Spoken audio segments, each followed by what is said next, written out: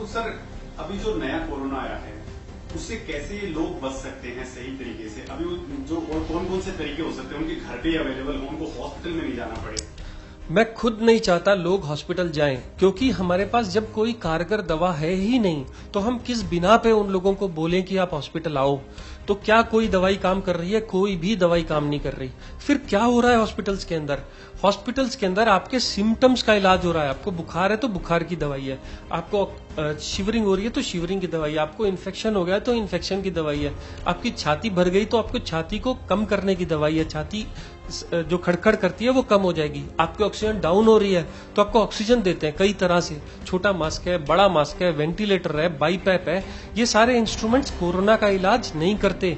Corona के नाम पे हमने बहुत सारी दवाइयां ट्राई करी, जिसमें से एक रेमडेसिविर भी थी।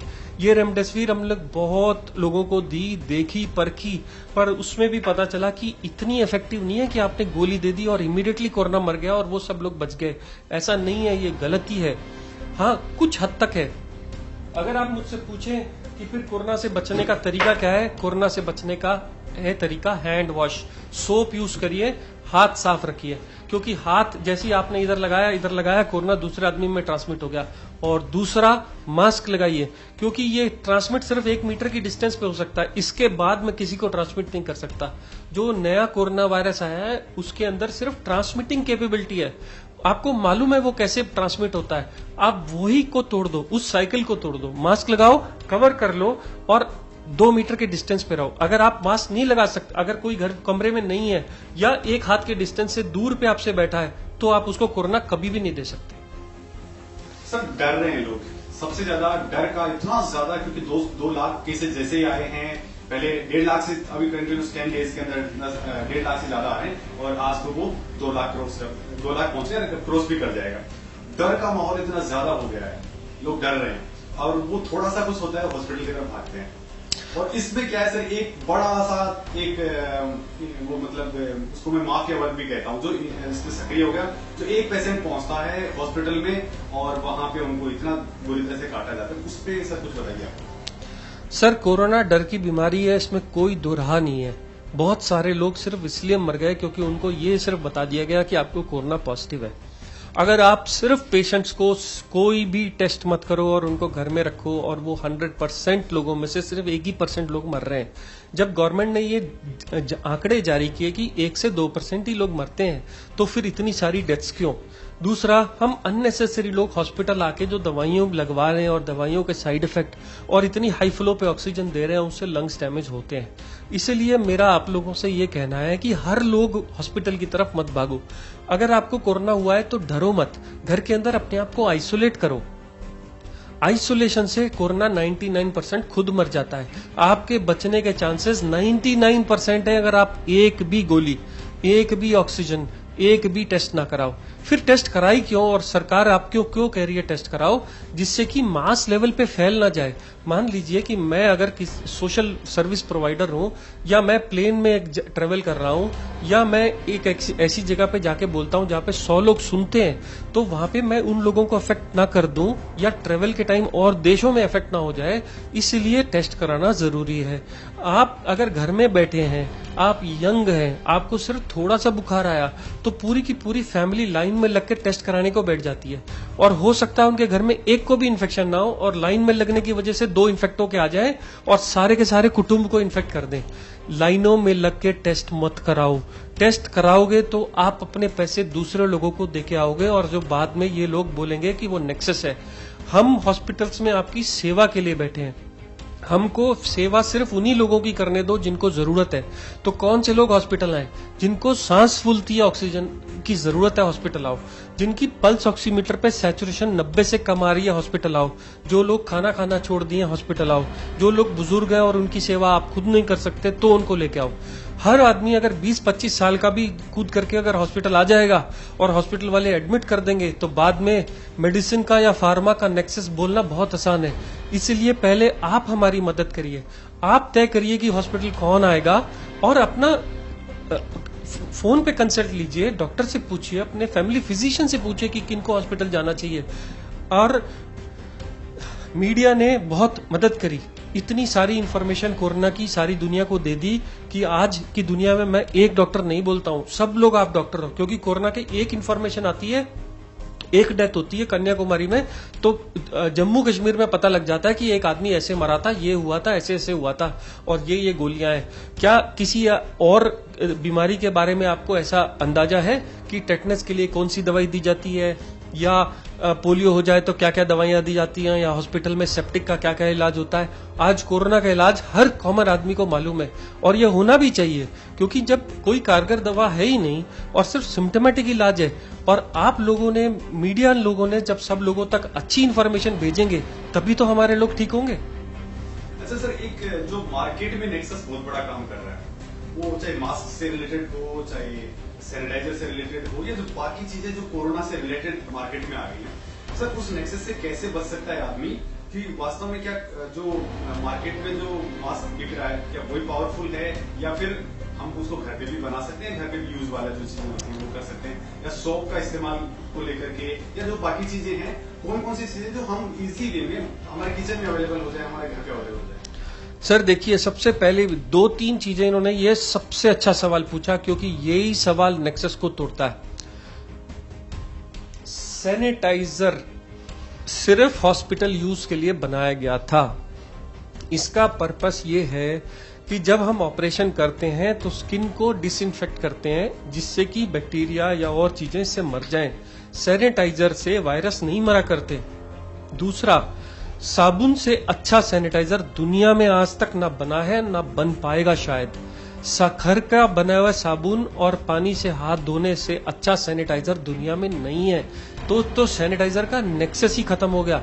बची दूसरी बात, मास्क कौन सा अच्छा और कौन सा बुरा, और कौन से वाला N95 कौन सा वाला N95 नहीं। आप मोटा मोटा एक चीज समझ लीजिए, कॉमन पॉपुलेशन को कोई भी N95 मास्क की जरूरत नहीं है।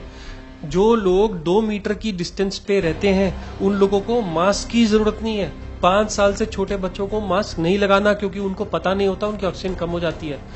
कपड़ा का मास्क भी काम करता है, सिर्फ एक कंडीशन में N95 मास्क लगाना है। अगर आप एक कोरोना पेशेंट की सेवा कर रहे हो, आपके घर में कोरोना पेशेंट है और आपको उस कमरे में जाना जरूरी है, और आप उससे 2 मीटर के पास रहते हो, उसको खाना खिलाना चाहते हो, नर्सेज, डॉक्टर्स, हॉस्पिटल्स, उनको N95 मास्क की जरूरत है, वहां पे यूज करो। और दूसरा, इसको नेक्सस मत बनने दो। 700 रुपए 1400 रुपए के नाम पे मास्क बेचे गए, जो आज 30 रुपए के बिक रहे हैं। क्यों नहीं जाके सवाल पूछते कि उनके ऊपर रेगुलेटरी अथॉरिटीज क्यों उसको रेस्ट्रिक्ट नहीं करती कि ये N95 मास्क की अपर लिमिट, इसके ऊपर आप नहीं बेच सकते।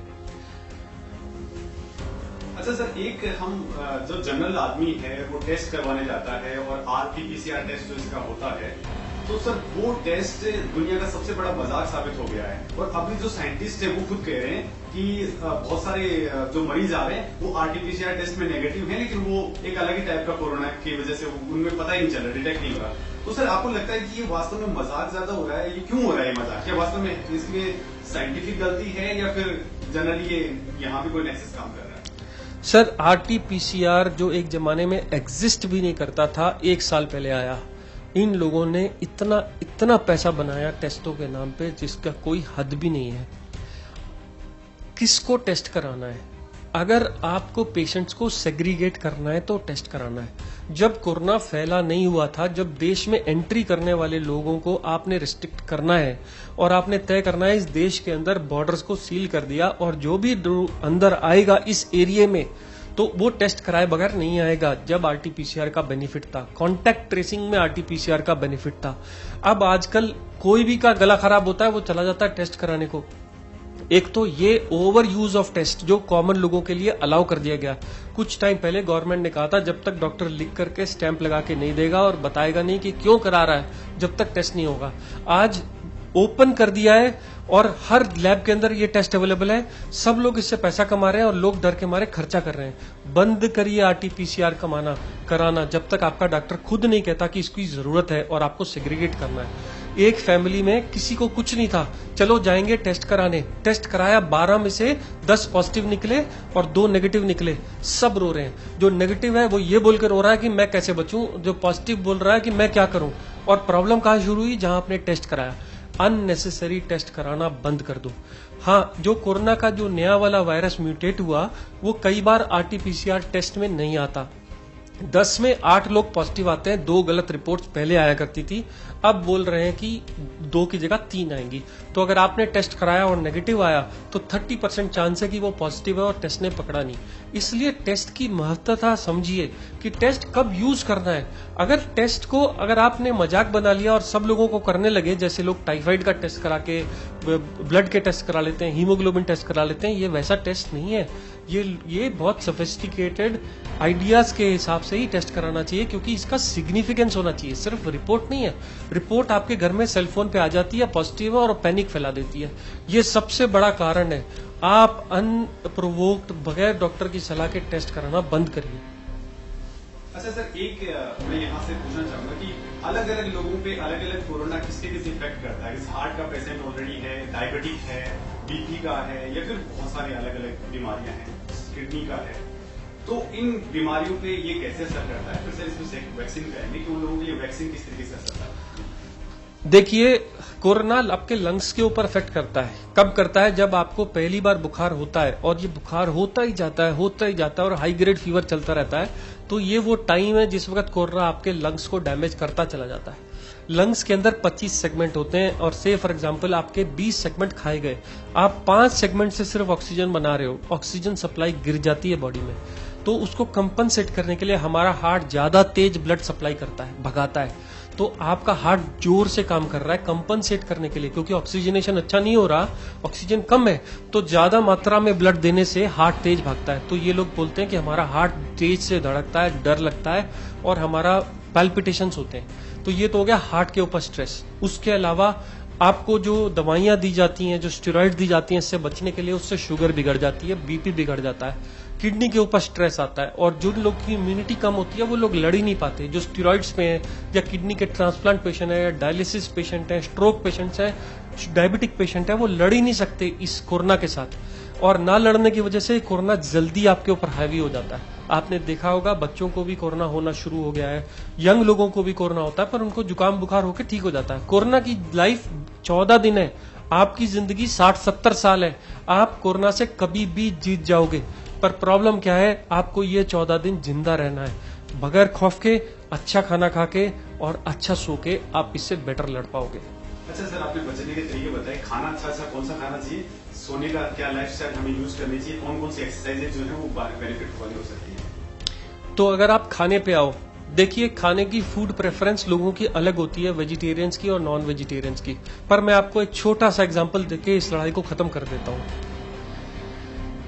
पेशेंट हॉस्पिटल के अंदर आईसीयू के अंदर 20 दिन रह जाए, उसका वजन कम ही होता जाता है, कभी बढ़ता नहीं, हाथ पैर सूज जाते हैं, फूल जाते हैं। डॉक्टर कहता है प्रोटीन की कमी है, विटामिन की कमी है।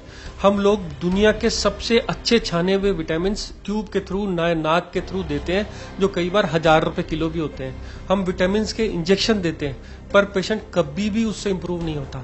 और वही पेशेंट जब डिस्चार्ज होकर घर चला जाता है और घर की बनी दाल और चावल खाता है और उसमें कुछ भी ना डालो, तो भी उसकी रिकवरी विद इन 10 डेज ऐसे हो जाती है कि ऐसा जैसे मैजिक होता है। बात ये नहीं है कि खाने में कितना विटामिन है, हम सब लोगों के पास खाने के लिए जो ताजा रूटीन आने वाला फल फूल और सब्जी चावल है, वो ही दुनिया की सबसे अच्छे विटामिन है। ये विटामिन का भी नेक्सस है कि ये गोली खा लो, वो गोली खा लो, विटामिन सी खा लो। कोई भी विटामिन खाने की गोली खाने से आपकी इम्यूनिटी नहीं बनने वाली और इससे आप नहीं बचोगे। आपको बचने के लिए आपको जो पसंद है और जो आपका कल्चर आपको सिखाता है, आप साउथ इंडियन है, डोसा खाते हैं, इडली खाते हैं, वो आपके लिए सबसे अच्छी इम्यूनिटी देगा। मैं कहता हूं कि खाना खाना छोड़िए मत, रेगुलर खाते रहिए और कोशिश करिए कि लिक्विड की कमी ना होने दीजिए बॉडी में। तो इससे तो मैं बोलूंगा फूड का कोई ये नहीं है कि मैं आपको एक डाइट चार्ट दे दूं कि यही खाना है।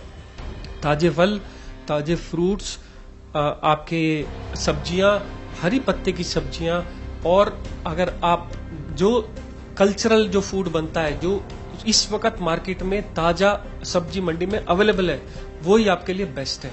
ऐसा भी देखा गया कि जो लोग हेल्दी थे, जो लोग रोज एक्सरसाइज करते थे, एक्सरसाइज का मतलब नहीं जो लोग जिम जाते हैं, एक्सरसाइज का मतलब जो लोग मेहनत करते हैं, जो लोग खाना भूख लगने पे खाते हैं, जो लोग सारा दिन वॉक करते हैं, जो लोग अपने काम पे जाते हैं तो कोशिश करते हैं रास्ते में कहीं ना कहीं काम कर लिया जाए, जो एक्टिव है, जो लोग बिस्तर पे पड़े हुए हैं वो लोग कोरोना से नहीं बच पा रहे। कंपैरेटिवली वो लोग जो सारा दिन एक्टिव रहते हैं, सुबह उठ करके शाम तक मैं भागता रहता हूं, मेरे पास जिम जाने का समय नहीं है मुझे तो भी मंजूर है। हर वो आदमी जो एक्टिव है अपने दोनों पैरों पे खड़ा है। इसलिए सारे बुजुर्गों को ये चाहिए कि खाना खाने के बाद आधा घंटा रेस्ट करने के बाद कुछ देर वॉक करें। जो एक्टिवली काम कर रहे हैं, खुद उठ के बाथरूम तक जा रहे हैं, वापस आ रहे हैं, वो लोगों को कोरोना हाथ भी नहीं लगा सकता। अच्छा, दूसरा सर वैक्सीन पे आते हैं। वैक्सीन को लेकर के डर है और जो बीमारियां जिनको ऑलरेडी हैं वो तो सबसे ज्यादा डरे हुए हैं कि मैं पता नहीं कब निकल जाऊंगा इससे, जैसे वैक्सीन जाएगी मैं निकल सकता हूं। तो सर वो वैक्सीन को लेकर के जो किडनी पेशेंट है, हार्ट पेशेंट है या फिर बाकी डायबिटिक वगैरह है, उनको लेकर के सर वैक्सीन को लेकर आप क्या कहेंगे कि वास्तव में क्या है, क्या चीजें चल रही है? साहब, सरकार के पास एक टाइम में 100 करोड़ लोगों को देने के लिए ना वैक्सीन बन सकती है और इतनी जल्दी वैक्सीन अवेलेबल भी नहीं हो सकती। शुक्र है उन सब लोगों का, उन सब साइंटिस्ट का जिन्होंने इतनी सारी वैक्सीन डोज भी बनाने की हिम्मत करी और वो बनाते जा रहे हैं। आप समझिए वैक्सीन देनी किसको है? वैक्सीन देनी है हाई रिस्क। अगर मैं आपको बोलूं कि मेरे पास आदमी 3 है और वैक्सीन 1 है तो किसको दोगे? तो आप कहोगे जिसको सबसे ज्यादा चांस है कोरोना होने का उसको दूंगा। तो फर्स्ट फेज में किसको दी गई? फ्रंट लाइन वॉरियर्स को दी गई, जो डॉक्टर्स थे, नर्सेस थी, क्लीनिंग स्टाफ था, पुलिस वाले थे, जो रास्ते में आपको जो आपकी आर्मी थी उनको दी गई। इसके अलावा किसी को नहीं दी गई, चाहे वो बुजुर्ग हो चाहे छोटे हो। जब दूसरा इंजेक्शन आया तो उन्होंने कहा किसको देंगे? हम देंगे 60 से ऊपर वाले बुजुर्ग। क्यों? क्योंकि उनको कोरोना हुआ तो बच नहीं सकते। किडनी वाले पेशेंट्स जिनको डायलिसिस चल रहा है उनको देंगे। ब्रेन के स्ट्रोक के पेशेंट्स, हार्ट अटैक वाले पेशेंट्स, स्टंट वाले पेशेंट, बाईपास वाले पेशेंट्स, इन्फेक्शन वाले पेशेंट, जो लोग कमजोर है उन वो वाले पेशेंट्स, या 45 से ऊपर वाले जिनको स्टेरॉइड्स चल रहे हैं। हर वो आदमी जो 45 से ऊपर की उम्र का है और उसको कोरोना होने से खतरा है, वो नहीं बच पाएगा, उसी को वैक्सीन दे रहे हैं हम सेकंड फेज में। अब तीसरे फेज में कौन लोग आएंगे? बाकी सारे लोग। हमारी जवान पॉपुलेशन जिसको आज कोरोना होने से खतरा कम है उसको हम आज भी नहीं दे रहे। क्यों? क्योंकि वैक्सीन शॉर्टेज है। जल्दी ही जब और वैक्सीन की सप्लाई आ जाएगी तो सारी की सारी पॉपुलेशन को वैक्सीन दी जाएगी। सिर्फ आज की तारीख में डॉक्टर्स और 45 से ऊपर वालों को वैक्सीन दी जा रही है। एक बड़ा गलत वर्ड यूज किया गया, वैक्सीन के साइड इफेक्ट्स क्या हैं? साहब, लोग कहते हैं कि वैक्सीन का साइड इफेक्ट है बुखार और हरारत। गलत बोलते हैं। वैक्सीन का ये साइड इफेक्ट नहीं है, ये वैक्सीन का इफेक्ट है। याद करिए जब छोटे बच्चे को पोलियो ड्रॉप्स लेने जाते हैं या टीबीटी का टीका लगवाने जाते हैं तो उसको एक दिन बुखार आता है, हरारत होती है, वो रोता है। क्यों? क्योंकि वैक्सीन एक मरा हुआ वायरस है जो आपकी बॉडी में डाला जाता है और आपकी बॉडी उस मरे हुए वायरस से लड़ती है। और अगर कोई भी फीवर नहीं आ रहा इसका मतलब वैक्सीन है ही नहीं, वो बेकार हो गई वैक्सीन, या आपके अंदर काम ही नहीं करी। अगर आपको फीवर आ रहा है तो वो साइड इफेक्ट नहीं है, वो इफेक्ट है वैक्सीन का। अगर आपको वैक्सीन के बाद छोटा मोटा बुखार आता है तो मैं खुश हुआ कि मुझे बुखार आया, कि मुझे वैक्सीन ने काम किया और कुछ तो मेरे अंदर है जो अगली बार कोरोना से मुझे प्रोटेक्ट करेगा। यूथ पे किस तरीके से ये असर कर रहा है, ये यूथ और स्पेशली बच्चों के ऊपर अभी जो आया है कोरोना? पहले वाला कम था, इस बार वाला ज्यादा है। पहले जब सिर्फ ये कोरोना इफेक्ट करता था जिनकी इम्यूनिटी कम होती थी, जैसे ओल्ड एज लोग, किडनी वाले, हार्ट वाले पेशेंट्स, उनको ज्यादा इफेक्ट करता था। अब क्योंकि कोरोना वायरस म्यूटेट हो गया है वो और पॉपुलेशन में भी एंटर कर रहा है। रिसेंटली देखा गया है बच्चों को भी इन्फेक्ट कर रहा है। पर डरने की बात इसलिए नहीं है कि बच्चों को ये एक मामूली जुकाम, बुखार, खांसी, ये सब जैसा फीचर्स कर रहा है। पर हाँ, ये अभी यंग एज में और बच्चों में आ गया है। ये देखा गया है सेकेंड वेव में कि बच्चे अफेक्ट हो रहे हैं।